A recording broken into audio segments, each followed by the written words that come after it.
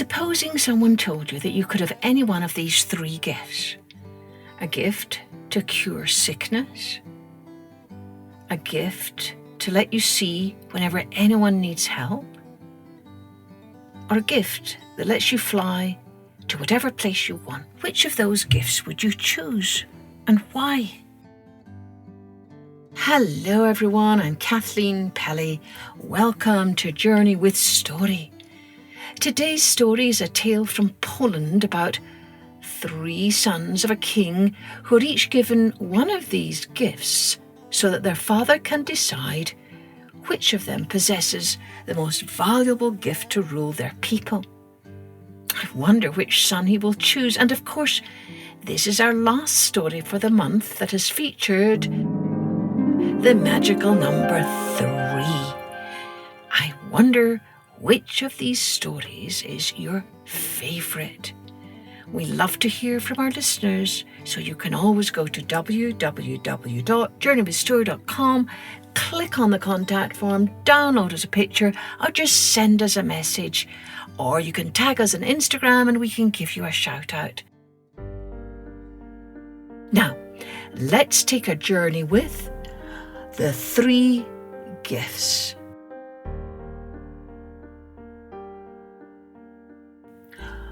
Old King Vaclav was sitting on his throne with a worried frown. "What troubles you, my dear?" asked the Queen. "Your kingdom is peaceful, your people are happy, and our 3 sons have grown into fine young men." The king sighed. "It is time for me to decide which of our sons will reign when I am gone," he told her. "But they were born together on the same day, so how can I choose between them?" The Queen remembered the joyful day when the 3 princes, Victor, Vincent, and Vladislav, were born. Now they had grown into kind, clever, brave young men, and their parents loved them equally. "You must choose the son who will serve our people best," she advised her husband.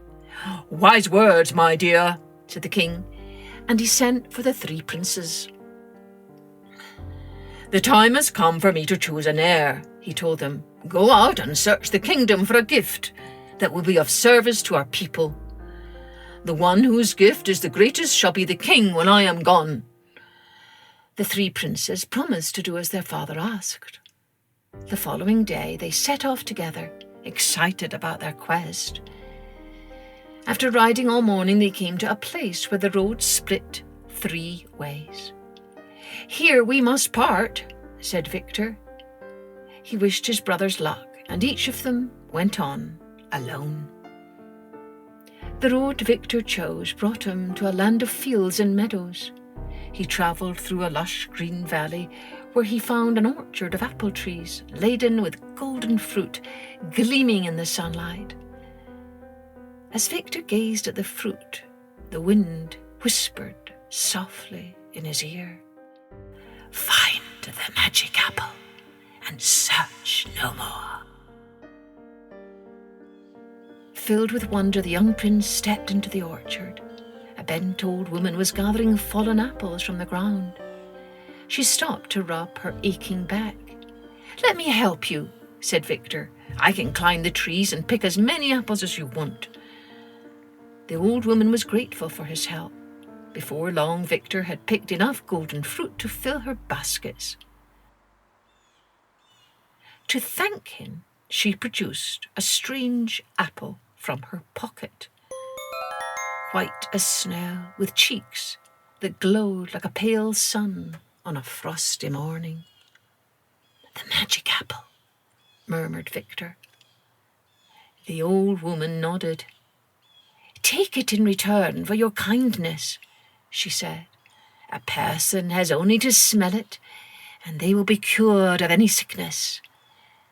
Victor was delighted.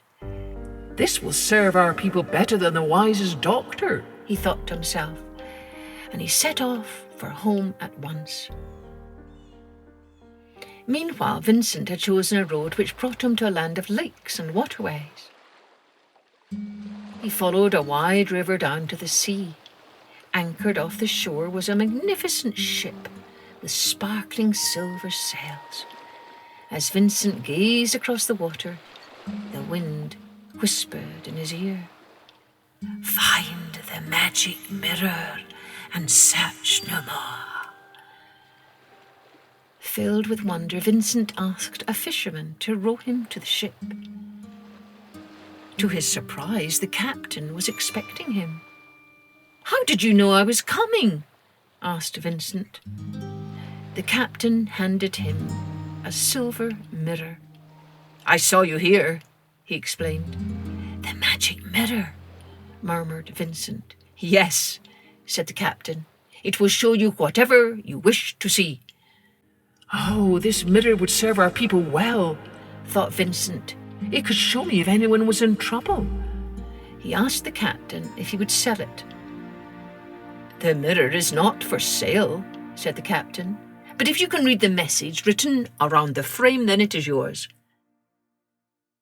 The message was written in the language of the mermaids. However, as Vincent studied it, the meaning revealed itself. "Should by chance belong to thee, keep me safe and never lose me." "Well read," cried the captain. "The mirror is yours. May it serve you well." Vincent rowed back to shore, eager to return home with his precious gift.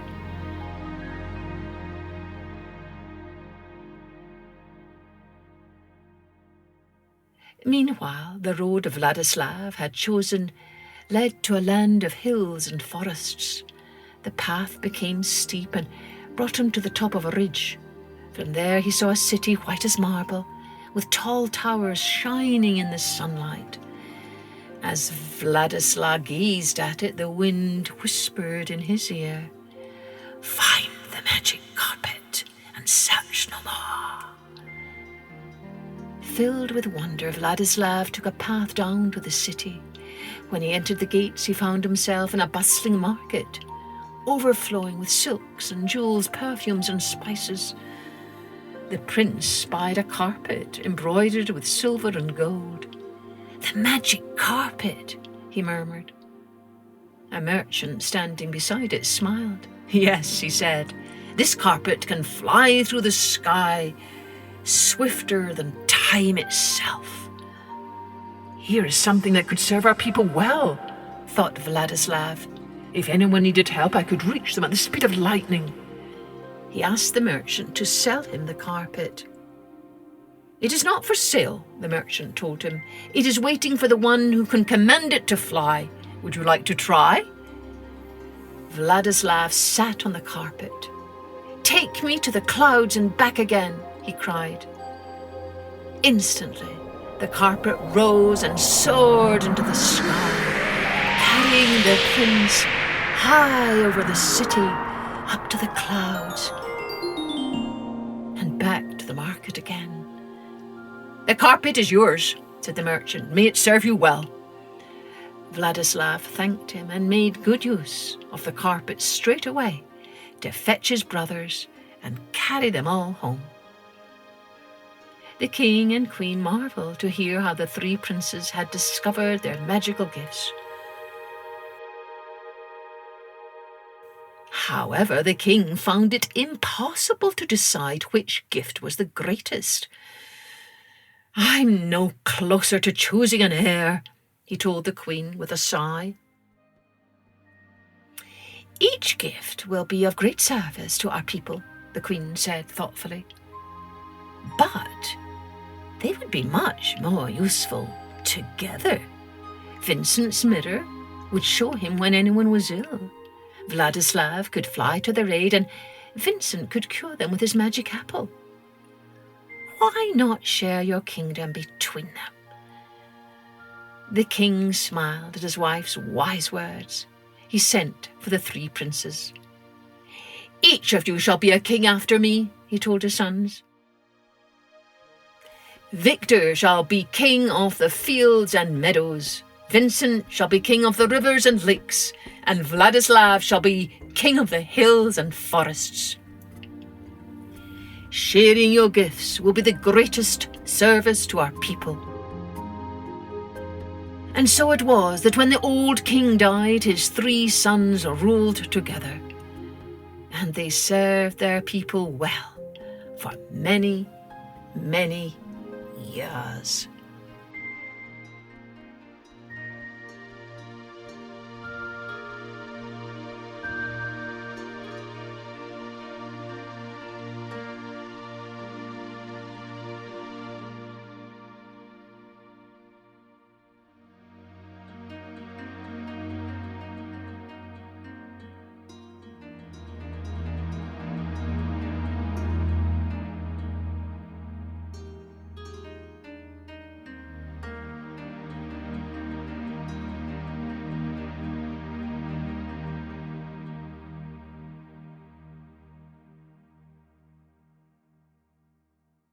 Well, I wonder if some of you guessed what was going to happen at the end.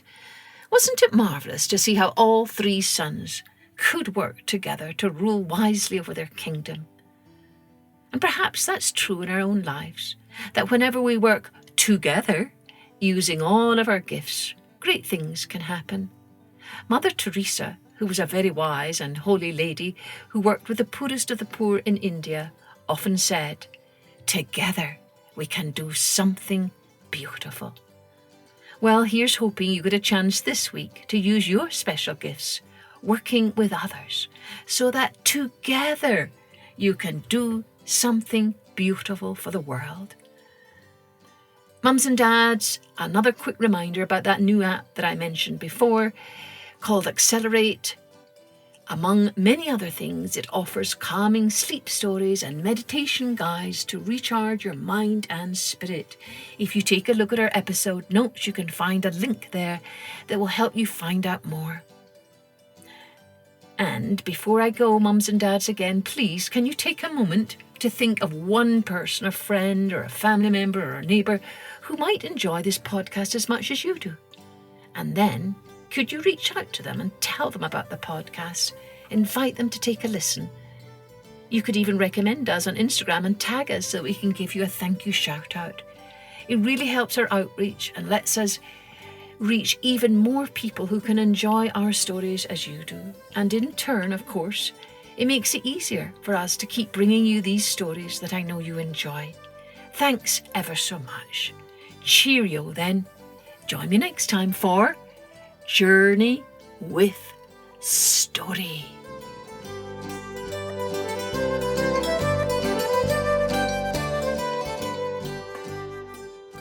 Music and post-production was by Colette Jonas.